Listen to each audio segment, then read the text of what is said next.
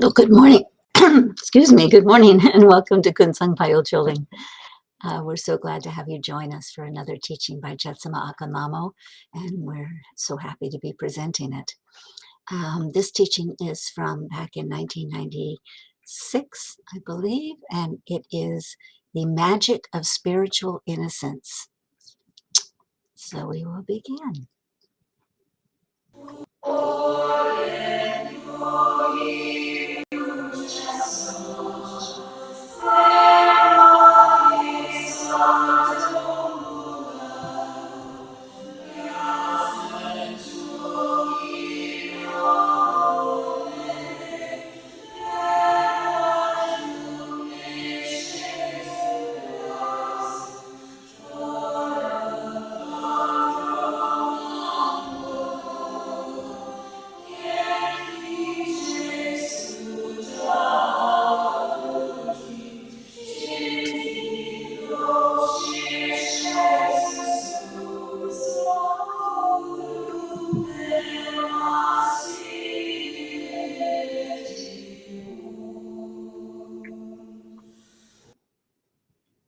What I would like to talk about today, I guess you'd have to call it innocence in one's practice.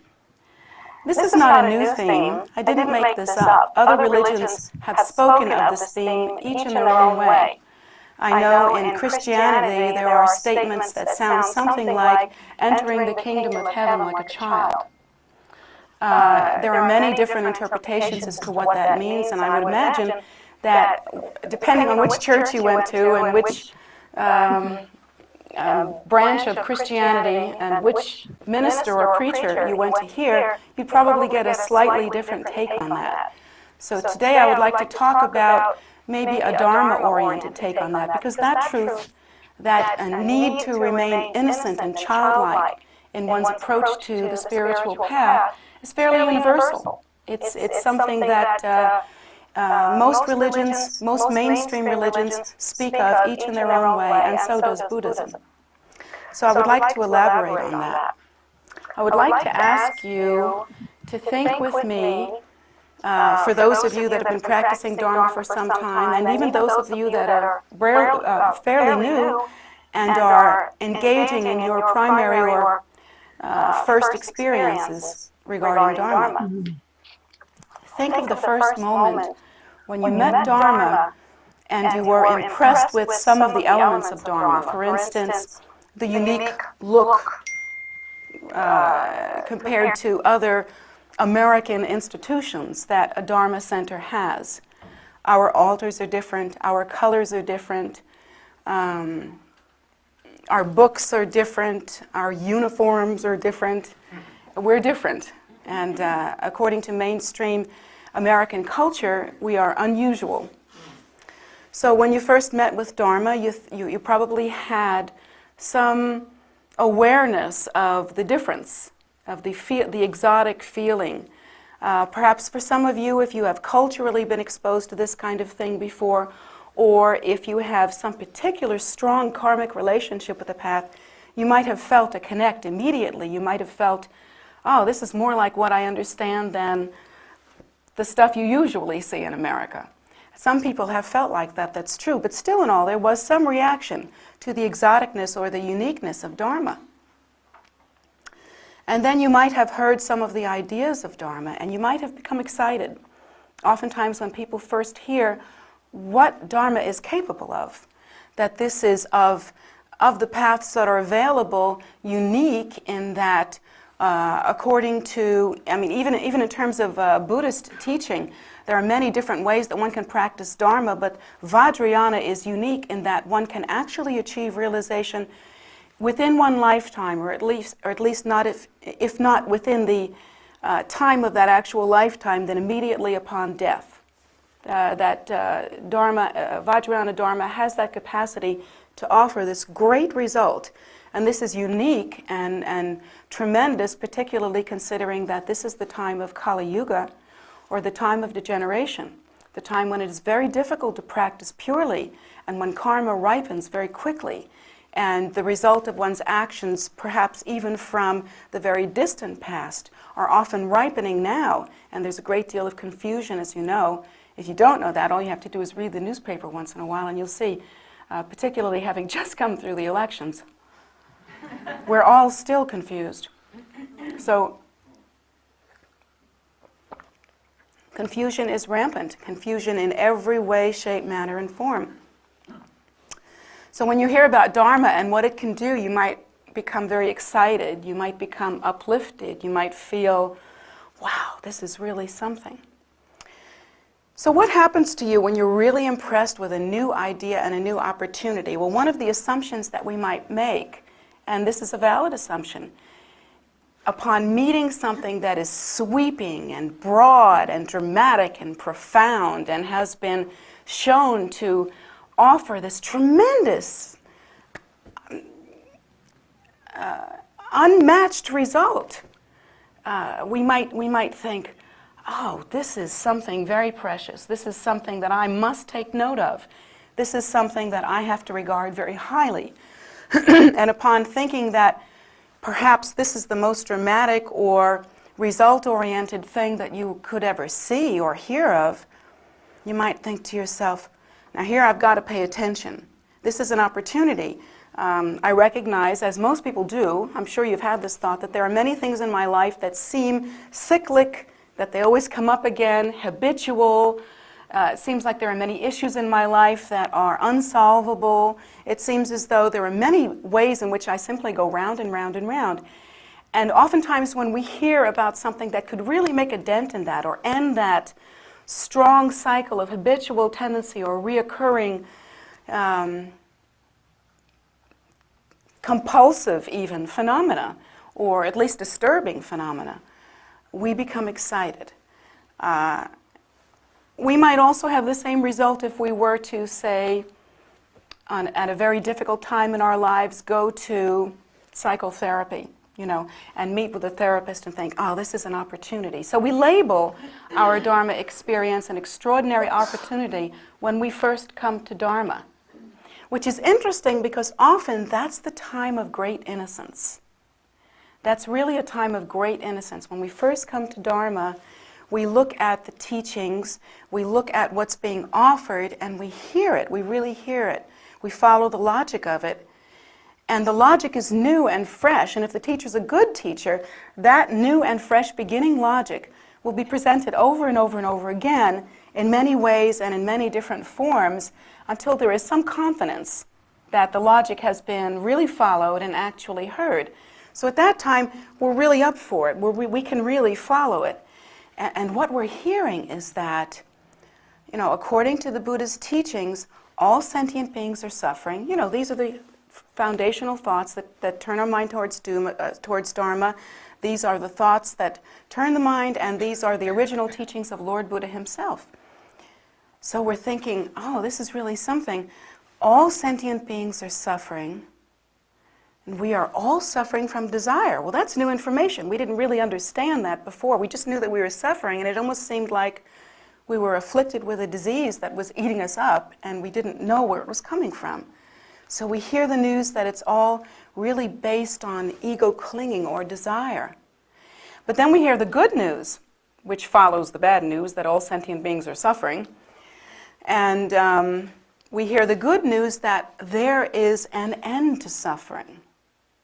Now see, who would have thought of that? We are so accustomed to suffering. It's like being born on a merry-go-round. You've always been going round and round. You wouldn't know what else to do. I mean, it's characteristic of our personalities. It's the way we determine who we are, how we have suffered. So we wonder, how, isn't that amazing? It's just such a sense of wonder comes up. There is an end to suffering? You can't even take that in at first, can you? What does that mean? Well, then the Buddha goes on to say, and that cessation of suffering is called enlightenment. And then the method is outlined. In some aspects of the Buddha Dharma, we start looking at the many aspects of the path, and we begin to learn right thought and right method and right action and that sort of thing. In Vajrayana, as we practice it here, that path, that eightfold path, is condensed into two thoughts, which is the accumulation of wisdom and compassion. Wisdom and bodhicitta. Wisdom being the realization or awakening to the primordial empty state, and bodhicitta or compassion being the understanding of our nature as fundamentally the bodhicitta, and therefore the activity that upholds and encourages the bodhicitta, extensive compassionate activity.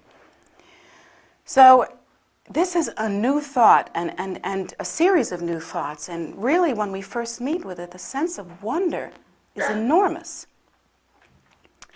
Unfortunately, what happens later on is that once you've heard it, you actually never really hear it again. And that's really a problem. It's the biggest problem that we have. I don't know how many times I have looked at old-time Dharma practitioners, and I've looked at new practitioners who know much less, but they have maybe something tiny like Om Mani Padme Hum. That's all they have. Or they may have the 7-line prayer. They may have learned how to use that, and they may have understood that it's very powerful and very potent and a remarkable prayer. The level of practice between the old-time Dharma practitioner who is now no longer taking in anything else, who is now no longer hearing these fundamental teachings that are so precious and so essential in order to build anything further. The level of practice between that kind of practitioner and the new one, who is shocked to hear that all sentient beings are suffering, or may be shocked to hear that there is an end to suffering, that there's something that I can do. The level of practice of that practitioner, if all they're doing is a simple Om Mani Padme Hum, Om Mani Padme Hum, Om Mani Padme Hum, is unbelievable. Unbelievable. Now I'm going to give you a rare and precious thing. I'm going to give you a New Age example. Don't you love it? This is it, kid, a red letter day. Is that thing rolling? Because we need this on camera.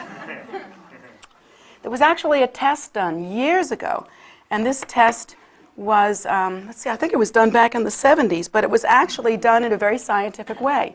A lot of people participated, and the rules were very strict. What they did was they gathered together a number of famous healers. Famous healers. These are really famous people who are known for their capacity to lay on hands. They are healers. They work with auras. I'm making fun because they were so filled with the New Age jargon. It was just very, you could almost see what it must have looked like. The elite showed up, and we're all impressing each other. But that was the feeling that I got from that test, is that they called all of the name healers, the ones that are very, very famous, and the ones who were really have a lot of clients that they work with. These are people who had really gained a name for themselves. And then they got together an equal number of just ordinary folks. And they said to the famous healers, okay, here's what I want you to do. I want you, and they split the large group into different subgroups. So they said to the healers, here's what I want you to do. I want you to do your healing thing, whatever it is, on this glass of water and transform it into medicine. Okay? So they said, well, all right, that's doable. The message is, with love, all things are possible. Unfortunately, when you're really impressed with yourself, often it's with me, all things are possible. But anyway, they were told to do that. And then the ordinary people, who had never heard about this before, were not even that spiritual or anything like that, were given some interesting, common, and even scientific data that showed that if we have a good intention towards something, and if we really have a proper attitude, that often things are better. And they explained that if you put your hands on either side of a glass of water, you can run energy through it that harmonizes it. They were explaining this in a very scientific way, that sort of harmonizes it, or pseudoscience, I should say. That it will harmonize it, and it will be in harmony with your own body, and you can actually make medicine out of this water by having this really strong intention and really considering that this water is now in harmony with your body. So they had them all do their stuff, and the people that that were not accustomed to this, you can almost see they probably scratched their heads and went, well, okay, if you say so, I'll do my best. But they were asked, whatever you think, do the very best spiritual praying you can possibly do. I mean, really let it rip.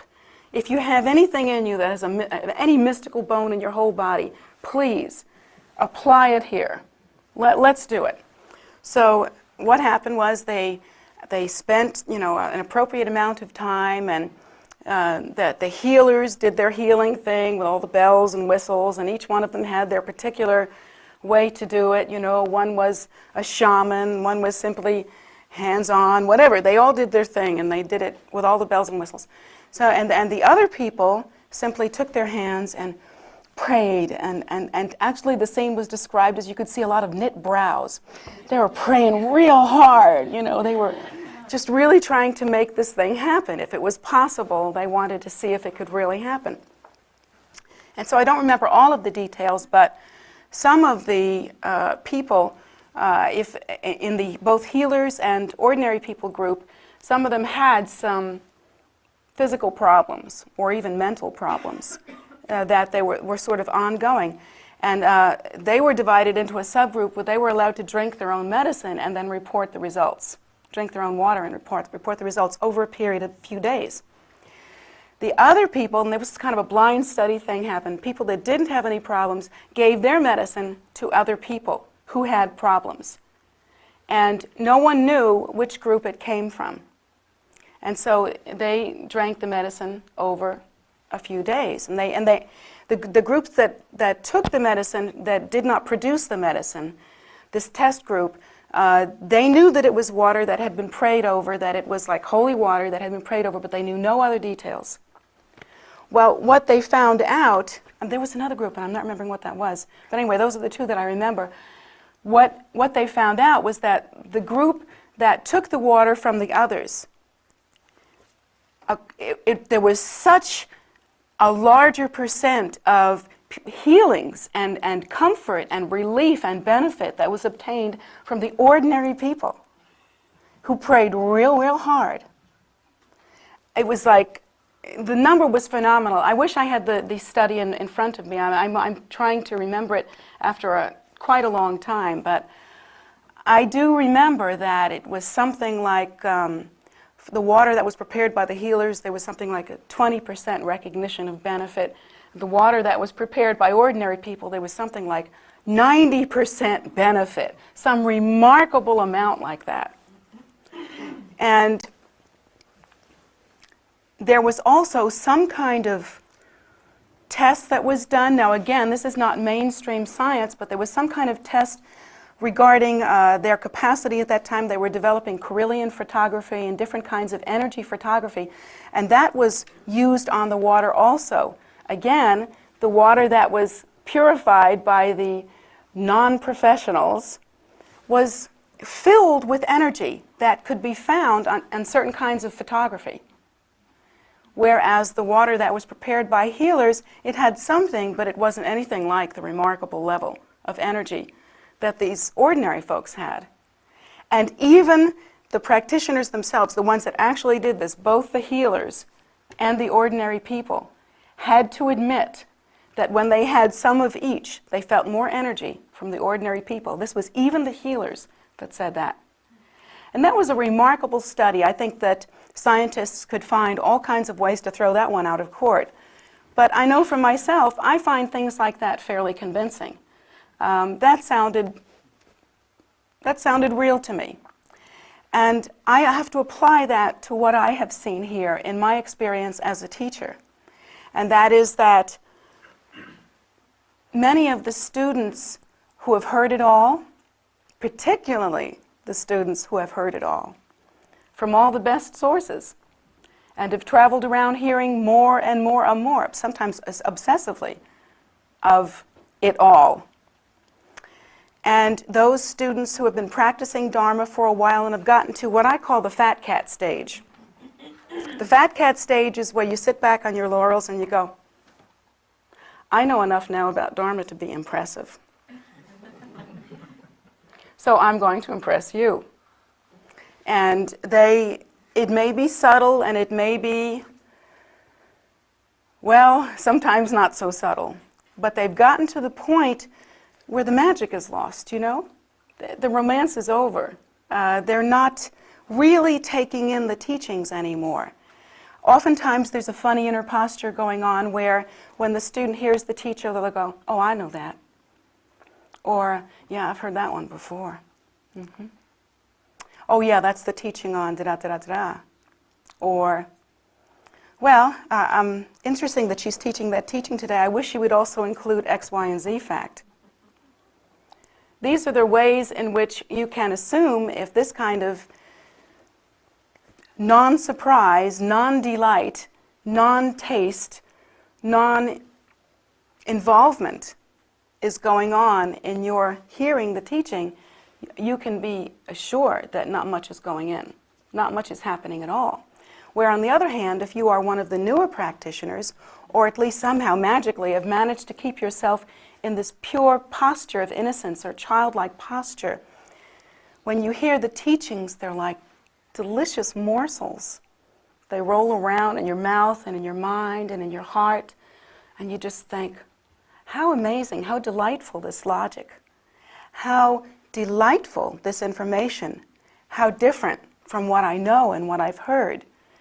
And there is a sense of maybe the first time you ever tasted as a child something beyond pablum. You know, maybe you tasted for the first time, I don't know, orange juice or mashed banana. The infant would roll it around on their tongue to the point where it was almost foreign. You could almost not take it in. That kind of delight actually provides a way by which the teaching can become part of oneself, can become part of one's attitude, of one's mind, of one's reality, even part of one's habitual tendency. If one were actually to assume the teaching or this new information can be used as an antidote to something that is troubling us. It can actually begin to change our habitual tendency because we are impacted by it. The mistake we make is in thinking that the teacher is responsible for keeping our love alive. So the teacher is supposed to come up with a new and interesting way of presenting the same old data every week so that once in a while we can hear it. That really isn't true. It's not the teacher's responsibility. It's one's own responsibility to maintain a sense of innocence. Now let's talk about what that might look like. So again, I would like to use some of my own personal experiences. I'm going to use, mark this day, another sort of New Age experience to describe this. It's an experience that I had. When I was in Sedona, I went into a sweat lodge. The reason why, and I know that this is a traditional practice in the American Indian traditions, but I also know that white people wouldn't have gotten to practice it if it wasn't the New Age. Go figure. So I'll have to catalog this with New Age experiences. I went to actually a very traditionally run sweat lodge. And I was really interested in seeing what it would feel like, and I really was interested in seeing what it would feel like to do this in a place where almost no one knew me. So I wouldn't be recognized as being anybody but one of the people doing that. The only one who knew that I was anyone else was the instructor, was the leader of the sweat lodge. And I wanted to also experience it without my Dharma community around, so that my experience would be more uncontrived, more natural, more there is something to be said for being in a place where you're completely free to do exactly what you would do naturally, as opposed to being around people who have expectations of you. So I had this experience, and I went into it wondering what it was going to be, and I had both kinds of ideas. I thought to myself at first, well, this could be really hokey. I mean, it really could. I mean, you know, it could be really hokey. It could be Who knows? It could be, chanting chants, Indian-oriented chants that I have no knowledge of and have no idea what they mean, and so for me it would be pretty meaningless. I would just be making noises.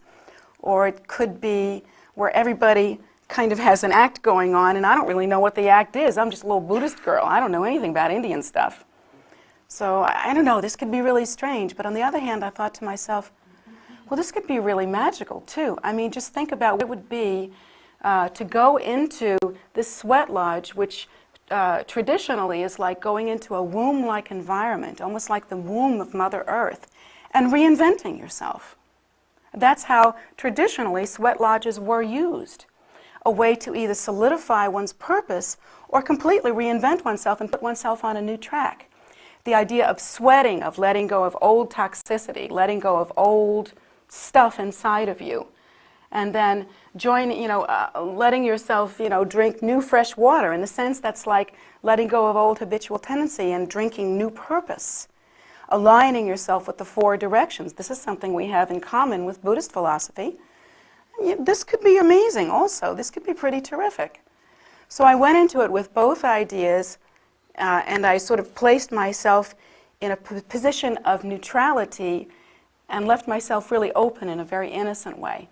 I just kind of went there thinking, well, ultimately, it doesn't really matter if this experience is like this or like that. What matters is that I'm going into this experience with a pure intention. I really intend to cleanse myself in every way. I really intend to let go of anything old and afford myself new opportunity. I really intend to have this be in alignment with my own personal quest, which is to never fall into old, habitual tendency, mindless methods, but rather to constantly keep my spiritual practice new and fresh and on point, So I thought that's my intention, that's what I really want to do. So I went into the experience, and it was really interesting. It was really interesting.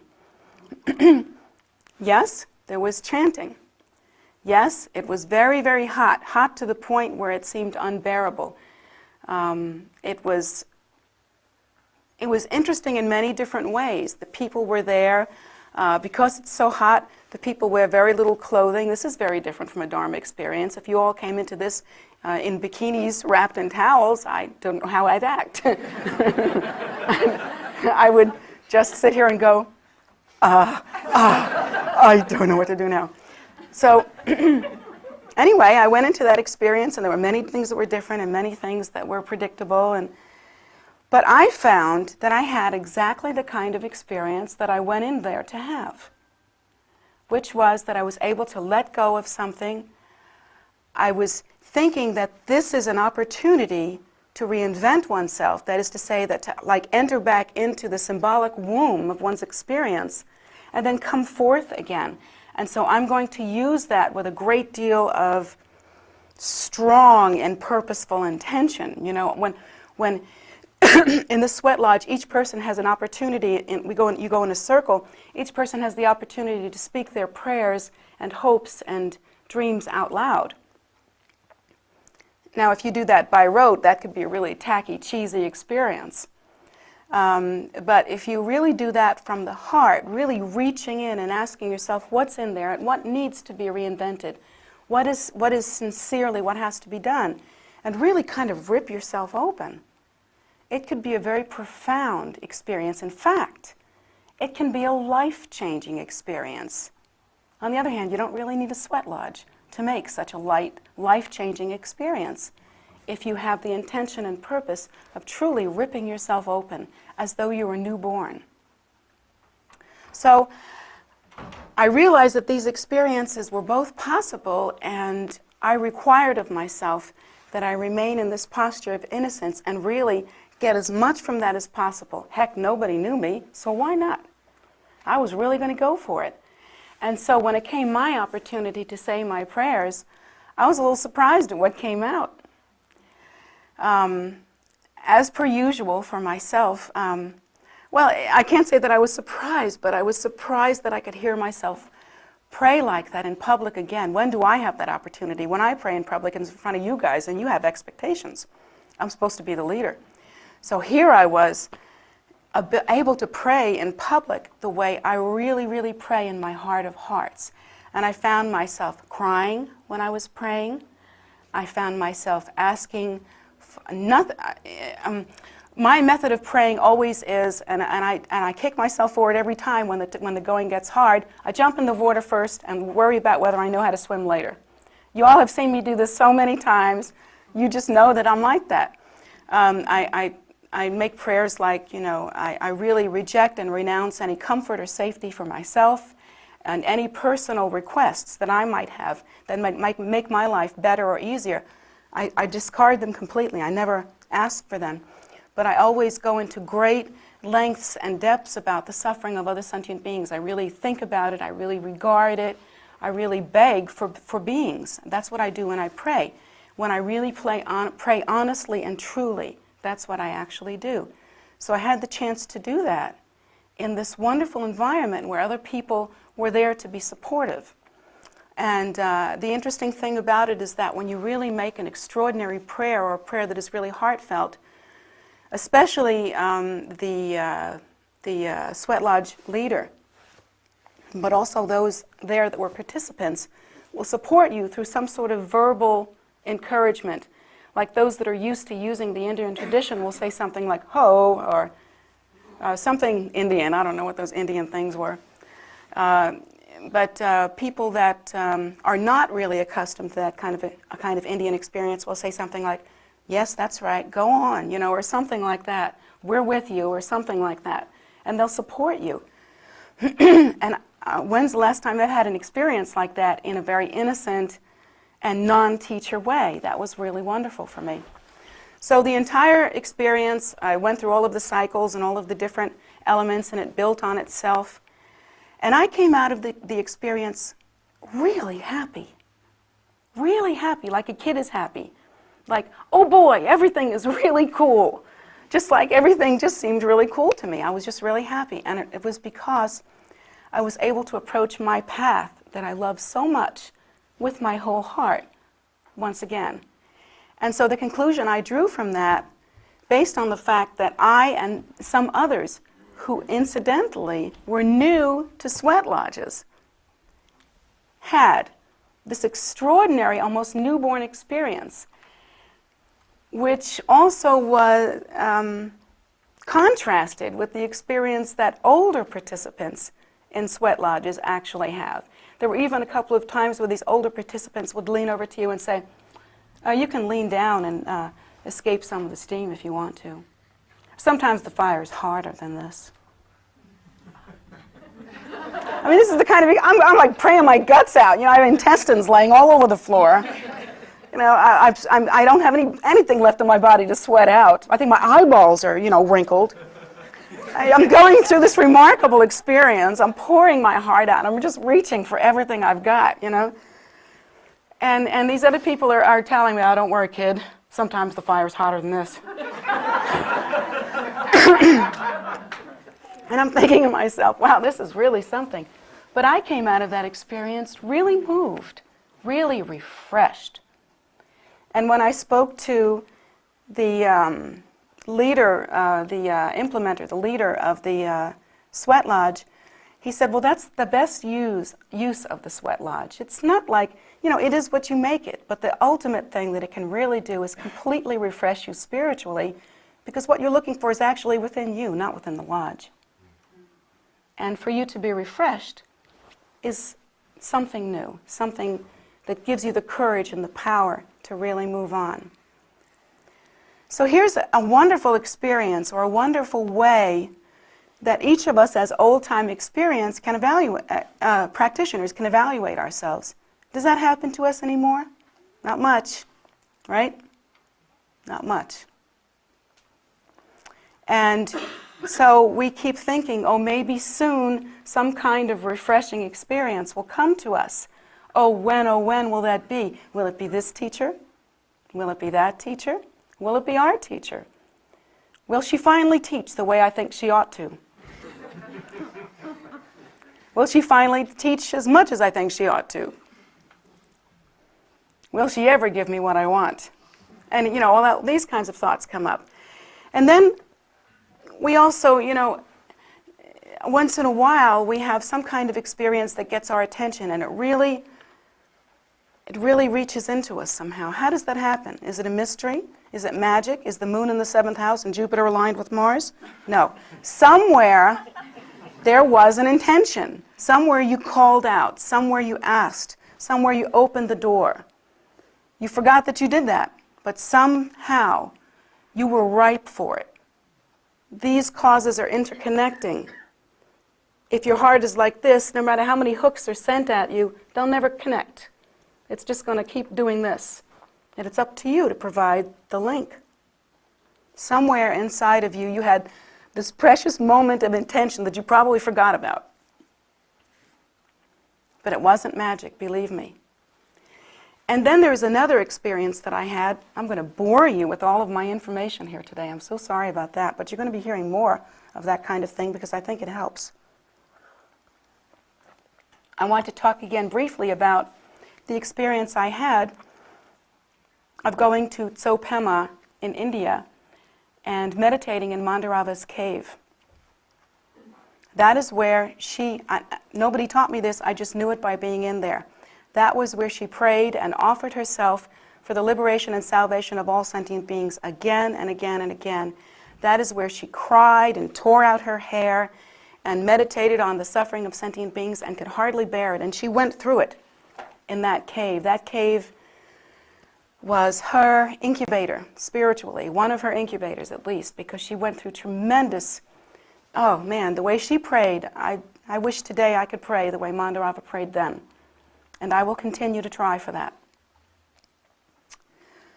When I sat in that cave, well, I have to say that before I went to India and before I sat in the cave, I went to India and I set up that trip in a specific way because I had specific goals. If I just wanted to go do the usual proper thing, periodically I'm supposed to go back to my mother monastery, connect with my root guru, and get additional training and refreshment. Periodically I'm supposed to do that. I haven't done it for a long time, or I hadn't done it for a long time. And so I was getting ready to go on this trip, but I decided not to do it in the traditional way, but to take a kind of a gamble. What I really wanted to do was I felt like I had to birth something new. I felt like I had to connect with this power that I know is there at the root, but that somehow in this lifetime, because the circumstances are so foreign to me, and this Dharma is being taught in a foreign land where things are completely different, I sometimes feel like a stranger in a strange land, you know? And so it seems like the conditions of ordinary samsaric modern reality are just a little confusing sometimes, you know, and one can lose sight of the root of one's power. So I really went to India thinking I was going to connect with this and I was going to give rise to myself in some way. And that was my intention, and I was not going to give up until it happened. I swear I had this idea I was going to sit on a rock somewhere and just freeze to death, just like Buddha under that tree, until I could just get this, because I knew that something needed to happen. I felt that I was starving. I needed nourishment. So I spent only 2 weeks at the Mother Monastery, even though my precious root teacher was there, and even though his kindness and the nourishment that he lavished on me at that time is inconceivable. Still, I felt that I needed to go someplace where I was in charge. I was responsible. I knew what was going on, and I was basically alone to answer to myself. And I knew what I needed to reach for. I wanted to go to the holy places of Mandarava and Guru Rinpoche. I wanted to reach for what had happened at that time. At that time, when Mandarava and Guru Rinpoche practiced, they really literally changed the world. Of course, it isn't reported now. We hear Western white man's history, his story. That's what we hear, you know? That's what. But in truth, they changed the spiritual world as we know it, because they actually, naturally, due to their practice, gave rise to the empowerment of immortal spiritual life. And in that lifetime, they accomplished the deathless wisdom state. They never died. When they left the world in that lifetime, they rose up to the sky and disappeared, and hundreds of people saw it. Guru Rinpoche was meant, it was preordained that Guru Rinpoche would accomplish the city of immortal life, and it was with Mandurava that he did it. And at that time, at the time of their accomplishment, Amitayus Buddha, the Buddha of long life, came to them and granted them that in the form of recognizing Guru Rinpoche himself as Amitayus Buddha and Mandurava as his consort. And so their empowerment was complete in that they actually became the deities in union. And so this is the thing that happened, and it revolutionized spiritual practice as we know it. Because now there are options for one spiritual practice if one practices deeply enough and heroically enough. Not if one just casually practices, but if one really practices heroically enough where one can prolong and even realize immortal spiritual life, or the deathless state. One can realize that. One can accomplish it. Or one can simply extend life through difficult circumstances or life-ending circumstances. So this amazing thing happened, and I was going to go there, and I wanted some. I mean, I have to tell you, it was like, I don't want this that is supposed to be recognized as my past. You know, I was recognized as an incarnation. I don't want to, I wanted to hear it from myself. I didn't want to, I trust it, I believe it, I know it from my root guru, because he is my heart and my mind. Yet I needed to feel it myself. I needed to touch it. I wanted to smell it. You know, I wanted to own it. I needed to, and my intention when I went into that cave, and I went into that cave like, this is happening now. You know, with that sense of wonder and strong determination that you get, know you're faced with the option of a miracle. When you know that, you are a different person. When you know you're faced with the option of a miracle. I went into that cave with this determination like never before, and I sat down and I got everything that I asked for. Really, I got everything that I asked for. The consciousness of Mandurava came to me. I realized it is indistinguishable from my own.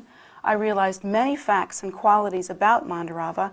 I realized much about their practice. And these two mind streams, my current mind stream and the mind stream of Mandurava, began to blend. And I had such a powerful, life-changing, and potent experience at that time that actually, many of you know that I'm interested in and into astrology. I had an astrological horoscope erected for that moment of time. And really, my personality has so changed since that time that I am more like the new horoscope than I am like the old horoscope. So it's almost like a spiritual rebirth. And when I look at astrological transits, if this makes sense to any of you, or current events, and compare them to this new chart, it is more truthful with this new chart than it is with the old chart. It works out more with this than it does with the old information. So we're talking about not only a life-changing experience, but also a change in one's method, one's purpose, one's sense of accomplishment, one's sense of self, one's orientation, one's complete orientation. Whether or not you believe in astrology, that's fine. You can just look at me and watch me over the next year and see if you don't think there's been a difference. Because you'll see it. Oh, trust me, you will see it. You may not like it, but you will see it. So, little by little, as in the same way that a child grows, this new empowerment, and that's what I have to call it, is empowerment, is growing. It is realized, it is present, it is alive in the world, it is reincarnated, and it is growing. To me, my experience is that that empowerment was stronger, more profound, and feels more fruitful than any of the traditional empowerments that I've ever had. Any time that the Boompa touched my head, and the ritual objects touched my head, I never had such an experience as I did at that time. Now, is that because traditional teachings and the way that they are conferred is inferior to this cave? No, of course not. You know, that would be saying that in the sweat lodge, let's see, maybe the new guys are on this side and the old guys are on that side. It literally did happen that way, that they tend to pair off, that this side of the sweat lodge was less powerful than this side of the sweat lodge. That would be as ridiculous as saying that. Of course, that's not the truth. What it means is that, and here's the bottom line, here's where I'm going with all of this, is that spiritually, once you get to the fat cat stage, you're dead.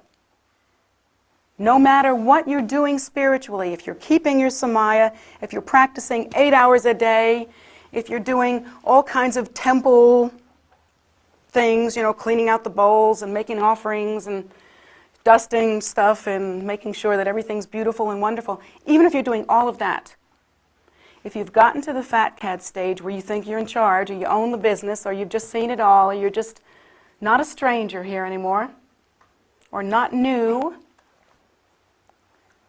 you've lost your practice. You've lost it. It's gone. You're practicing by rote. I have a cockatoo that can be trained to do the same thing. If I put in the time, if I put in as much time into that bird as I put into you guys, the bird would be doing what you're doing by now. Trust me, this is true.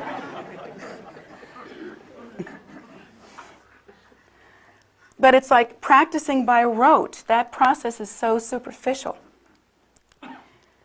that we hardly realize that we have gone spiritually dead inside. And we are afraid to ask ourselves the question, what is my practice? Do I feel, when I put on my robes or when I pick up my mala, I open my books, do I do so in the same way that you sit down to a bowl of cornflakes in the morning? Like, you got to eat something before you leave the house. And cornflakes are, you know, soggy. Do you feel soggy when you practice your practice? I mean, that's a good word for it, wouldn't you say? Soggy is a pretty good word. Or when you sit down to do, you know, is it like sitting down to a meal, an exquisitely prepared meal for the first time and you're really, really hungry? What is your experience when you practice?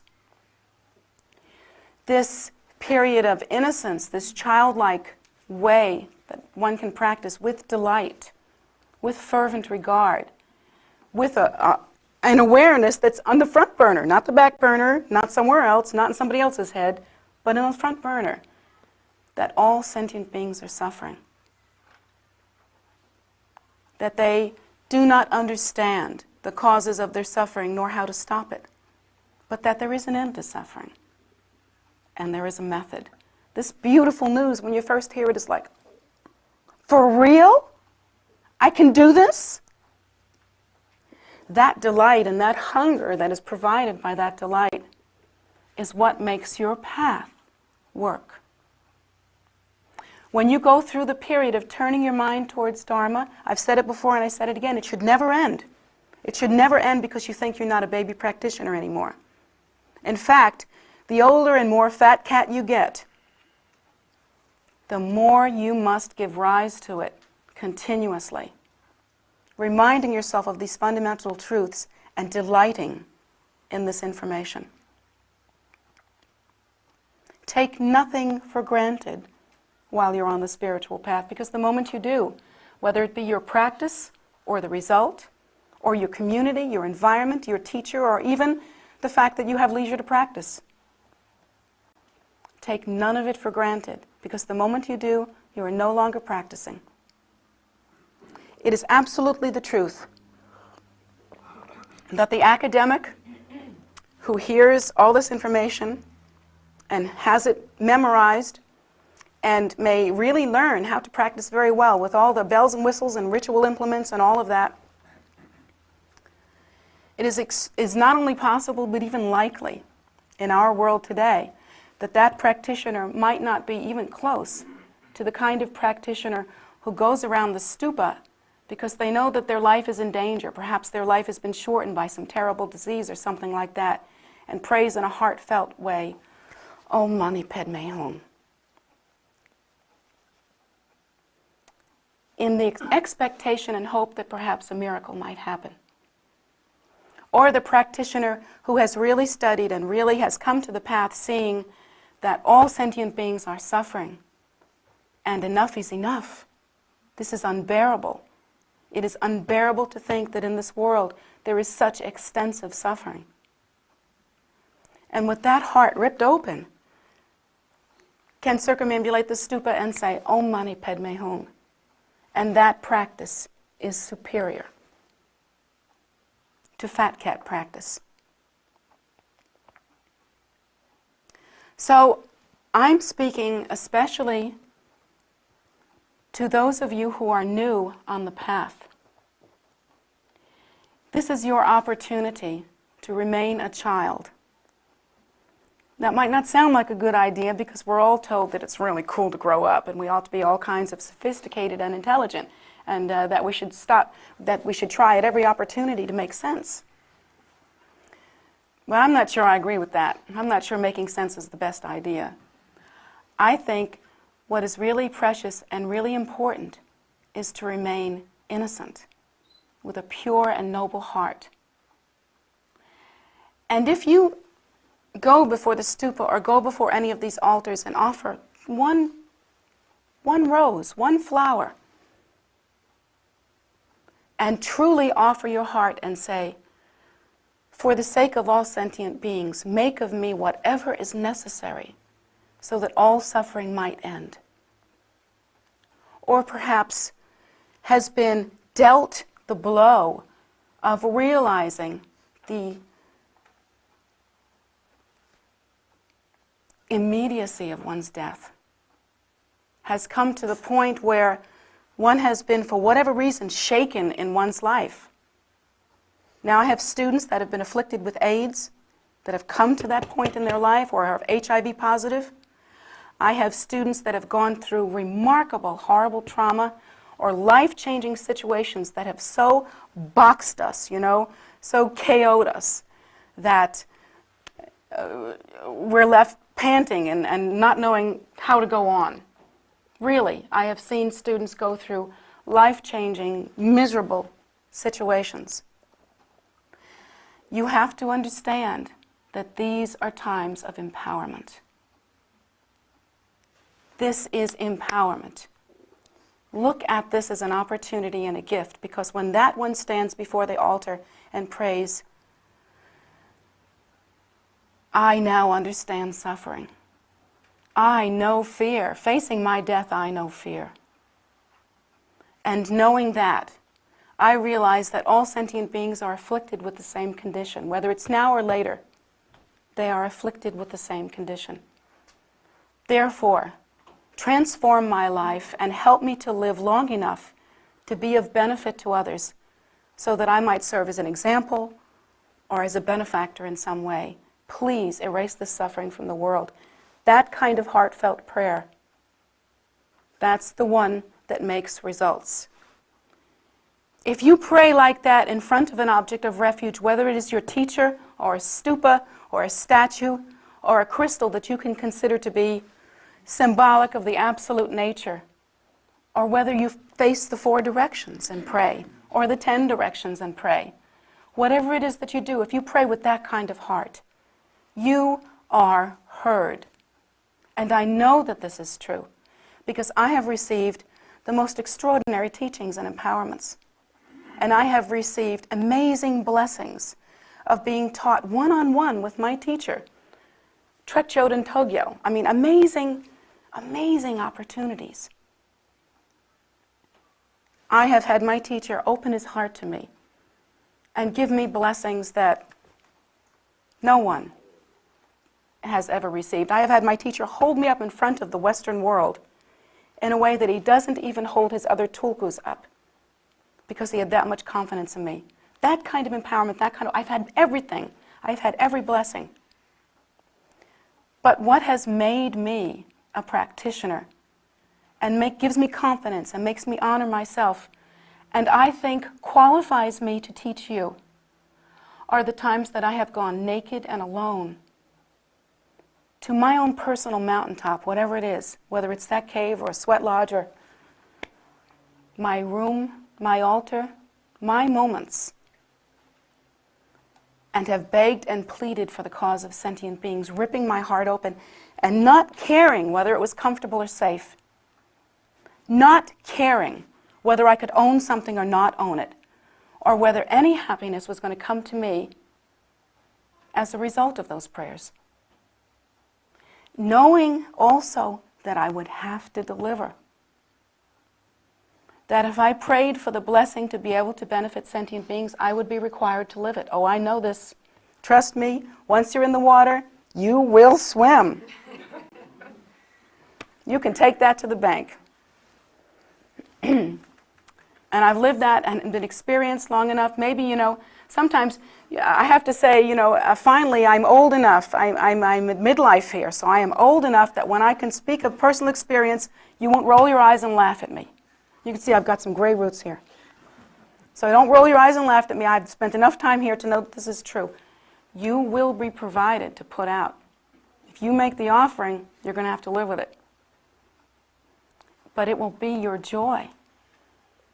Whereas if you pray like a fat cat, you're also going to live with that. And it'll be your suffering. Believe me. So, what I'm trying to tell you is that whether you are a beginner or whether you are an advanced student, if you are a good student, you are innocent and you are pure. And when you practice, you taste and feel and open your heart for that practice. You meditate on purpose. You give rise to new longing, new and fresh longing, almost like reopening an old wound. How marvelous if you realize, really, the finiteness of one's life. How marvelous, because then you are empowered to pray as you have not prayed before. There have been times when my temple was in danger.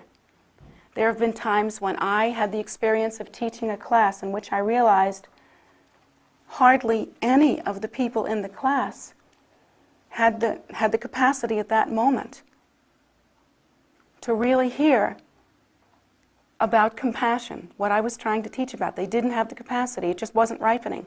And so I know there have been times that I did this. I went to my altar, threw myself, and did repeated prostrations saying, please, I gathered together all of my virtue in the 3 times, past, present, and future, and I offer it to these students that their capacity to hear Dharma would be ripened. And afterward, I would go right back into the same group and the same teachings, and they were changed.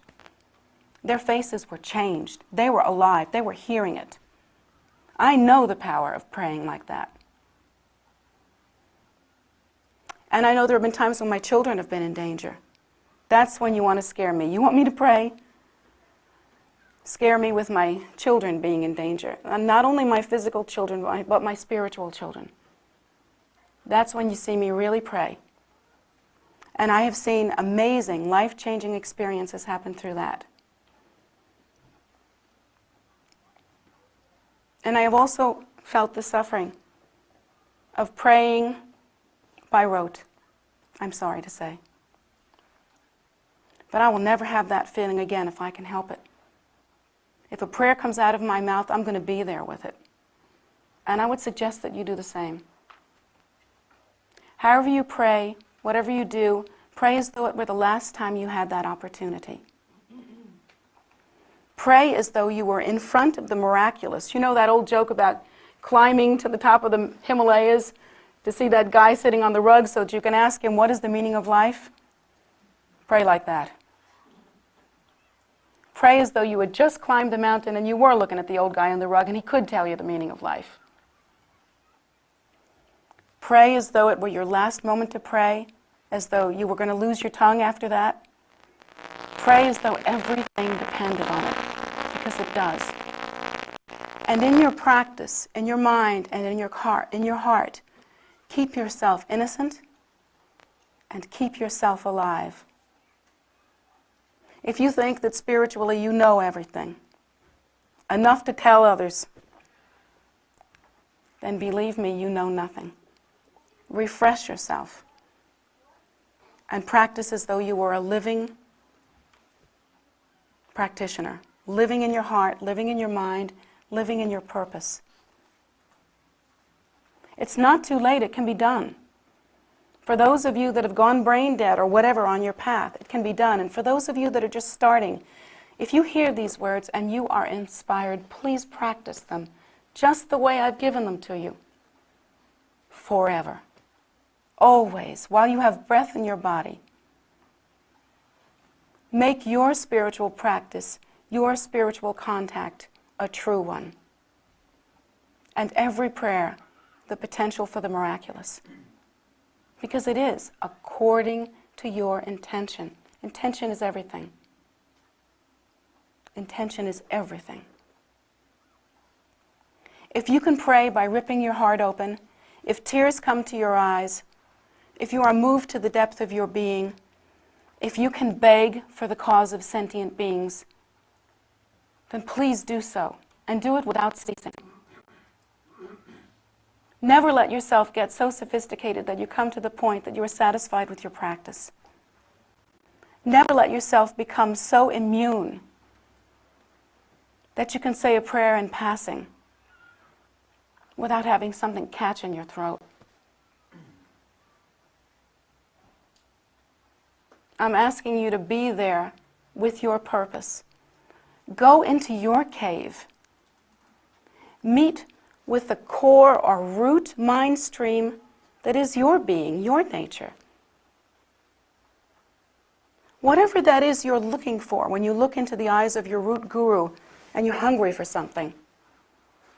Whatever it is that you want that made you come here to the path. Keep it open. Approach the core of your being with that prayer, and the only way that you can do that is by ripping it open and letting it be. Be alive spiritually. That's really what I'm trying to say to you today, that I've had those experiences. I know the difference. And I wanted to convey to you that you are both in trouble and free. Don't you see?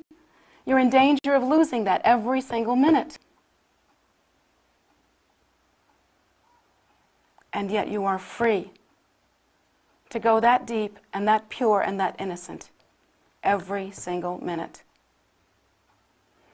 In conclusion, I've even had the sickening experience of watching myself pray because one of my children was in danger. They weren't coming home on time or something, and I had a real bad feeling about it.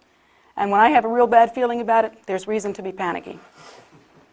So or some physical problem or something has happened to my child. I know my older son one time had Rocky Mountain spotted fever, and they were not able to diagnose it because we were on the East Coast.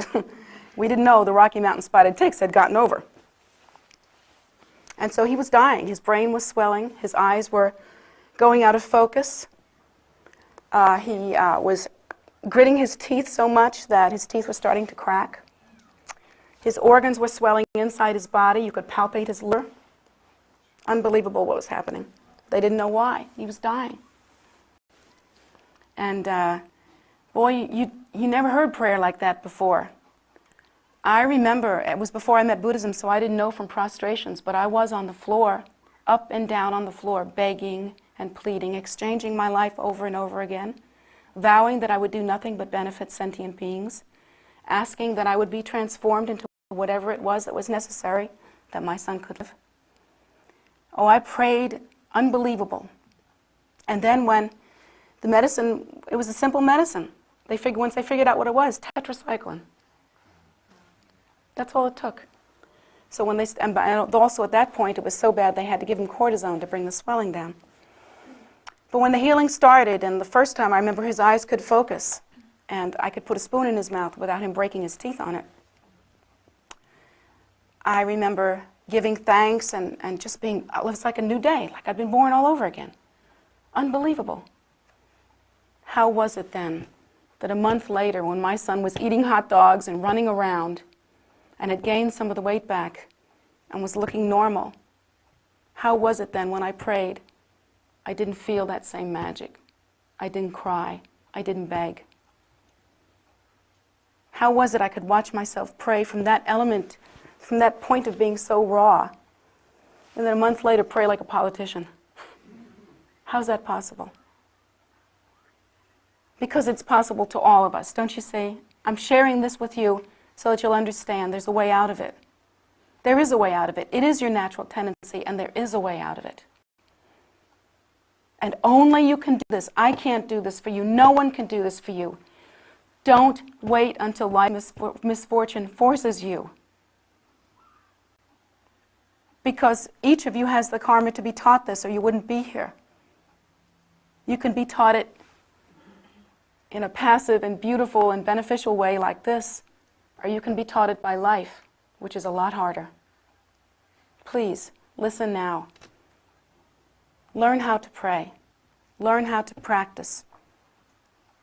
Take yourself off the path of familiarity and complacency and put yourself on the path of Dharma as it is really practiced and has always been practiced by the great Vajra masters of our tradition and the great bodhisattvas who are responsible for our salvation today. So this is my message for you today. I hope that you can hear it with your whole heart and give birth to yourself again. Maybe you'll get a new chart too. Could happen. So I don't know what else to say besides that. Now it's up to you. I wish I could do it for you. I wish I had that power, because I would. I'm not afraid. I'd jump right in and do it for you. But I don't have that power, and neither does anyone else besides you. You're in charge here, and the ball's in your court, but you can be alive spiritually.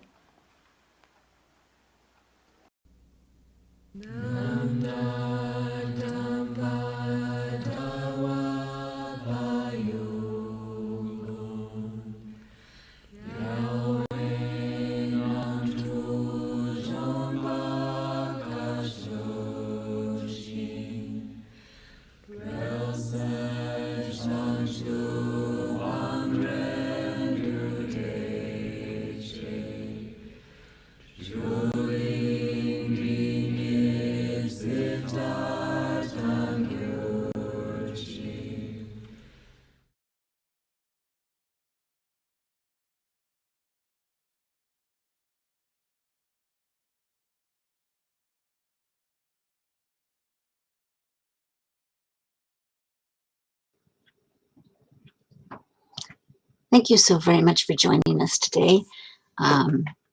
Thrilled to have you with us teaching, and we hope you enjoyed it.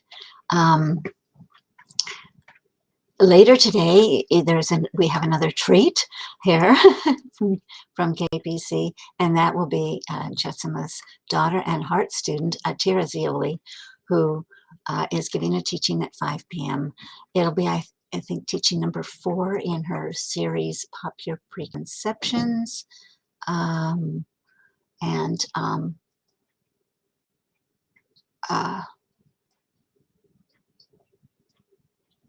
And so, you know, we're happy to have you join that as well. That's at 5 p.m. here on YouTube and on Facebook.